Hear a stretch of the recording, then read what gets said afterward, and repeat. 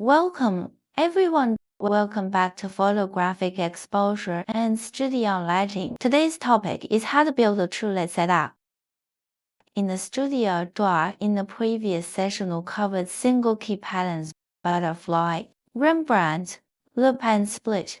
Normally, on top of any of those patterns, we simply add a second light or open up the true light game.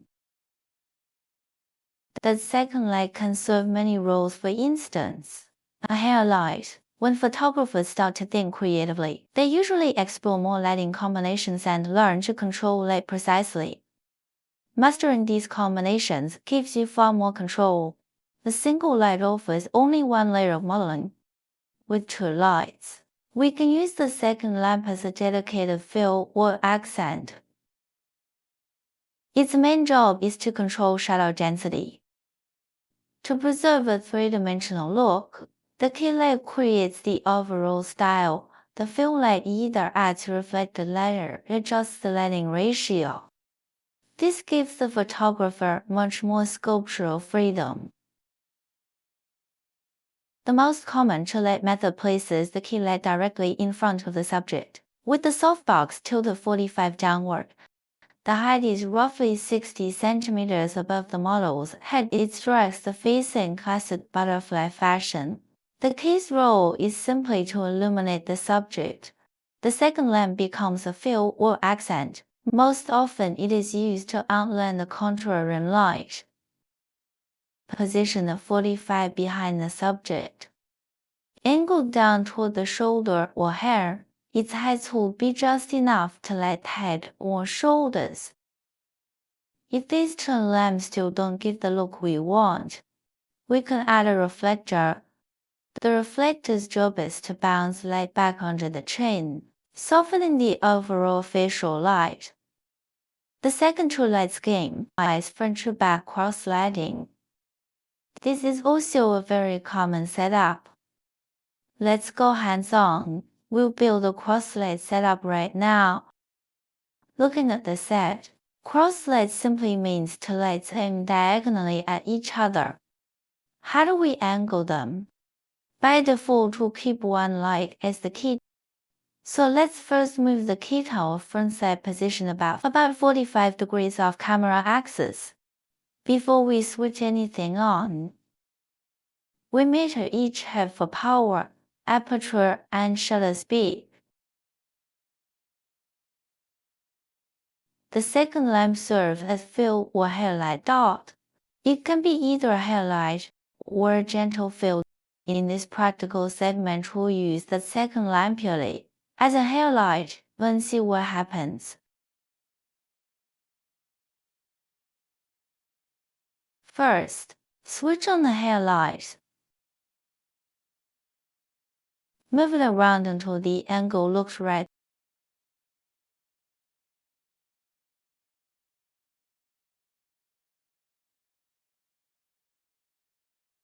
Once both lights are in place, we can shoot.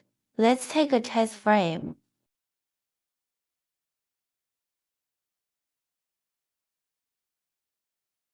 We can see the rim is too hot, so we'll drop its power. Don't turn the hairlight back on, but at a lower setting. If it's still too bright, we dial it down further. If the key now looks too weak, we bump the key up a little.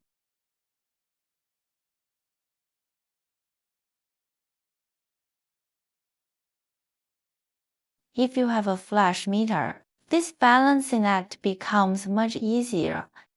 You can clearly see that with two heads we have instant control over fill and accent. From this true light exercise, you can already appreciate extra creative options the second light brings. That wraps up cross-lighting. Modifiers. When light shapers change the quality of light, so choose them carefully. The position of the fill light has a huge impact on the final image. If the fill is misplaced, you can get cross shadows. Generally, when the fill strays too far off the lens axis, cross shadows appear.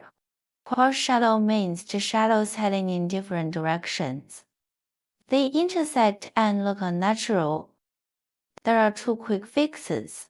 First, move the field closer to the subject or closer to the camera axis. That usually eliminates the problem. Problem solved. If you use a softbox or bounce the light, cross shadows are far less likely. The second approach is the figure eight or butterfly tilde setup. It is also called flat lighting. Place two identical heads for 5 left and right of camera. Both lights aim at the face. The ratio is normally 1:1. Optionally, two more lamps can light the background from 45 degrees behind. That gives you a clean, high-key backdrop. You can even add a hair light from 45 degrees behind the head. When you build this setup, what's the throw distance of each light? Its angle, its height. Too high or too low will destroy the symmetry. If the model has a rounder face, raise both lights slightly. Left from below will exaggerate fullness. Let's try the figure eight setup. We'll build it and then refine it. Next, a live demo of the True figure -8. The name simply describes the light pattern to lamps left and right, forming an edge around the camera. First, we place identical heads left and right at equal distance and power. We'll fire a test shot. Then we'll fine-tune. Even in flat lighting, we usually assign a key and a fail. For the moment, we'll keep them equal and see how that looks.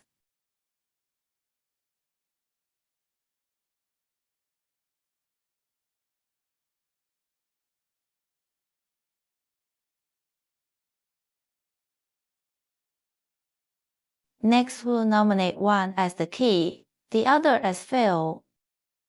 You can either move the field closer or drop its power.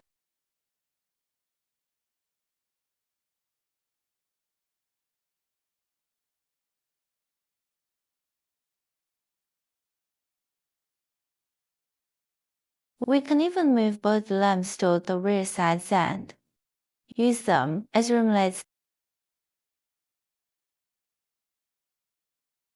In that case, you'll notice that face goes down. So we bring in a reflector or kick light back into the features. This kind of cross backlight is great for edgy, fashion looks. Shift your weight onto the back foot. Good. Now turn the fraction toward the light. Perfect. Lighting from behind the sides gives you that stylish, high-contrast fashion feel. Next, clamshell lighting. Two softboxes 145 degrees above, 145 degrees below. Key plus fail. Shadows completely cancelled. Other true light options include a key plus background light, separating the subject from the backdrop. A reflector can still be used to fill a shadow on the left shoulder or the right. That adds extra detail to the shot. Let's place the key for 5 degrees in front of the model. Aim downward.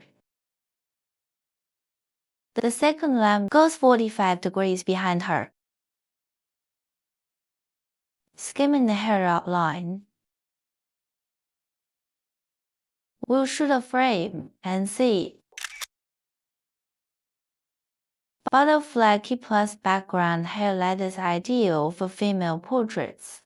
It keeps the soft beauty of butterfly while adding a luminous rim. You get both delicacy and separation. We can also place both lamps left and right of the model and see what happens.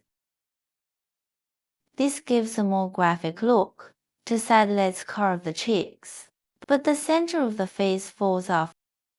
So we'll use a reflector to open up the midtones.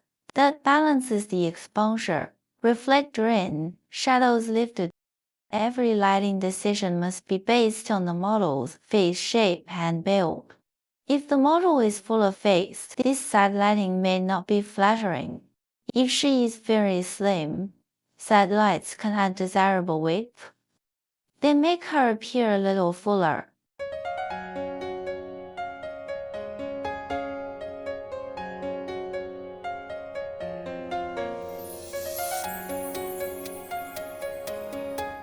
That concludes our survey of TrueLight techniques. I hope these setups expand your creative palette. May they help you craft better images. Thank you.